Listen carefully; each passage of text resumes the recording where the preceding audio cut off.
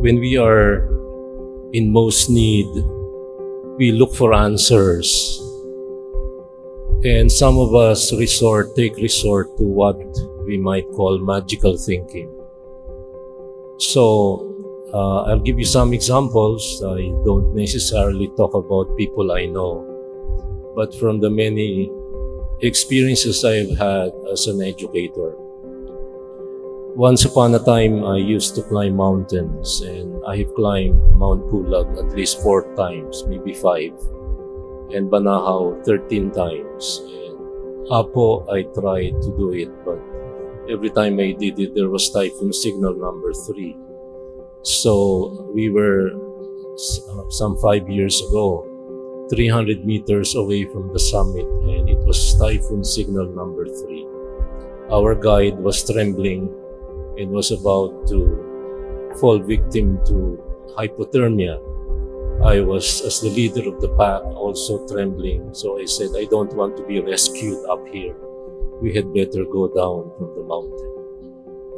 No amount of magical thinking would have saved us. No wishful thinking would have made it possible for us to go to the summit. But there are times when we do make rash judgments. As Peter did, the Lord was transfigured and Peter made the wrong conclusion. The transfiguration was all about Christ and He's being revealed as from heaven, from on high. And then Peter made the wrong conclusion. Panginoon, gawa tayo ng 3 tolda rito. Tigisa kayo ni Elias, ni Moises, at saka kayo. It was about the Lord, but he saw the wrong thing. He saw and made the wrong conclusion that it was about them, not about the Lord. And so sinama pa niya, gawa tayo ng 3 tolda, tigisa kayong 3. It was not about Moses, and neither was it about Elijah. It was the Lord revealing Himself for who He was, showing His real identity, giving him a clue to what all of them, Peter and all of us, are entitled to because of what He would do by His passion, death, and resurrection. We jump to wrong conclusions, don't we? Only 19% of us Filipinos trust the vaccines, and I don't know what scientific basis we have for it. I myself am afraid because I am no longer a spring chicken and I have all sorts of allergies. And there are religious communities who impose 1-hour quarantines, and I don't know what scientific basis they have for imposing 1-hour quarantines. We are 105 to 110 million Filipinos. But in Colombia, that is far bigger than us, 3 times bigger than the Philippines, they have more incidences or victims of COVID-19. In other words, we can thank God for a whole lot of things. First and foremost, we are very compliant. Kukunti ho ang pasaway sa simbahan. So lahat sa inyo naka-face mask, naka-face shield. There was a time we were giving away face shields. Yung mga pasaway tinatapon lang sa tabi ng gate. So after the mass, as I walk the dog, marami akong nakikitang face shield na itinapon ng mga pasaway. But the great majority of us are compliant, and we are very obedient, and we don't jump to wrong conclusions, at least in certain aspects. But today, I'd like to talk about and zero in on the great miracle that was the Transfiguration. Because to tell it very bluntly, the great event of the Transfiguration is not like winning the lotto. Some people go through life like as if they want to win the lotto. Nagbabaka sakali. So in my mountain climbings, I have met so many mountain tribes, yung mga in charge ng yung forest rangers. Once upon a time, I won't tell you where that is because you will be able to pinpoint who those people are. But in one mountain, in the middle of the night, the forest ranger got drunk. And so he was telling all of us to get up and join him to drink some more. And I said, no, it's not our culture to be drinking. Second, as mountain climbers, we don't want to create trash because we have to cart them all back down from the mountain. We don't bury the bottles of Ginebra San Miguel up on the mountain as most Filipinos do. By the way, Everest is the highest trash bin in the world. Even dead bodies are thrown there and left there in Everest. So he got very mad with me, and so some 10 minutes later, he came back with a gun and pointed it to me, a long, long firearm, and he said, ang hirap niya kausapin. Kayo na nga iniimbita sa inuman, ayaw niyo pa makapag-inuman. And he was drunk, and he was livid with rage. So I thought I was gonna die there, but I was thinking, well, I was then I was 40 years old at the time, but those that were with me were all seminarians, and they were in their teens, 17, 18 years old. And I said, oh my God, if they kill me, they'll kill everybody else, then I'll go down in history as the one who led these seminarians to the slaughter. Thank God nothing happened. Nahimasmasan, napakiusapan ko, and to do some peace offerings, I told him, I will say Mass for your tribe tomorrow morning before we leave. And so we did. I still have a picture of that. Yung misa sa bundok. Ngayon, sinabi ko ito sapagkat kung ang ating attitude sa buhay ay magical thinking, then kahit wala kayong pera, tataya kayo sa bato. Kahit wala kayong pera, bibili nyo na lang ng Ginebra. And by the way, the biggest buyers of Ginebra San Miguel, I'm not making a commercial entry here, are not Metro Manila people. The biggest buyers are those who live in the hinterlands.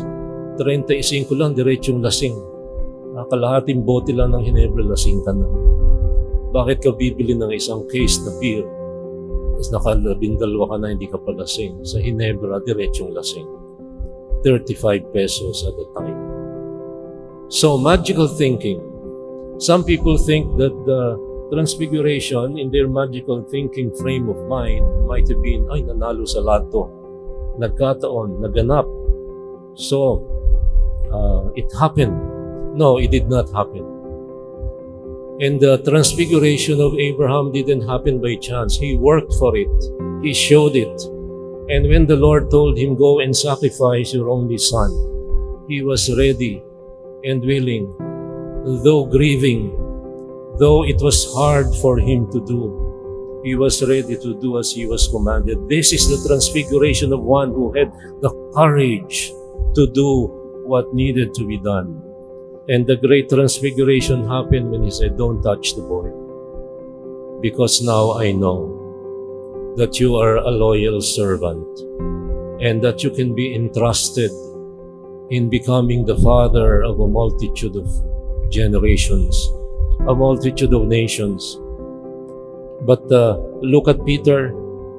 Ang bilis humusga. He was very brash and rash. And so he said, let's make 3 tents. Dakila. Nagpakadakila si Pedro. At idinamay pa ang Panginoon. But it was not about Elijah. It was not about Moses. And the Lord, in His wisdom, inspired the writers of the Gospels. And this is the only report where Matthew, Mark, and Luke are one. And there is another one from the second letter of Peter. There is a multitude of reports coming from the New Testament about the miracle of the Transfiguration. So hindi lang ito nangyari. Hindi lang ito nangyari. Bakit? Why Moses and why Elijah? Brother Ed told me a funny incident just before Mass. he made a comment about the gospel and somebody in Facebook said, paano nalaman ng mga disipulo na si Elias at si Moises ang nagpakita sa taas ng bundok? Wala pang Facebook noong araw. Well, I didn't answer, Brother Ed, but my answer is this now. They knew because Moses and Elijah were popular figures. Every self-respecting Jew who knew his scriptures knew about Elijah and Moses, because Elijah and Moses were people who were willing to pay the price. They were like Abraham. Moses suffered through and through in order to make good his promise to the Lord. I will lead them, because he was commanded to lead the people to the promised land. Elijah, who was transfigured in a chariot, a flaming chariot when he died. And Elijah and Moses were great because they transformed themselves to become heroes with their heroic acts. This is the bottom line. You don't transform yourselves by just wishful thinking. So you cannot come to Mass Sunday in and Sunday out and say, balang araw, magiging banal din ako. Wala kang ginagawa. Hindi tayo magbabagong anyo bilang bayan kung tuwing eleksyon ay pareho ang gagawin natin. Nababayaran na 1,000, depende kung anong oras ka binigyan ng 1,000. It could be at 3 a.m., 4 a.m., and the last one who gives you is the right person. And you have already received 3 1,000 peso bills from 24 hours ago, within a 24-hour period.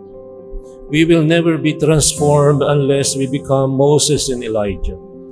We will never be transfigured for as long as we don't imitate Abraham, who obeyed kahit labag sa kalooban niya at masakit. And he was grieving ahead of time, but he obeyed.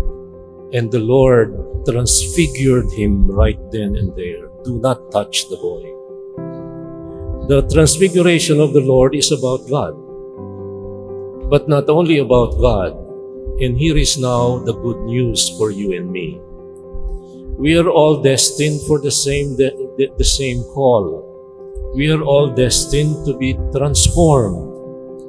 We are all destined to become like unto Christ, to become divine like Him, apotheosis.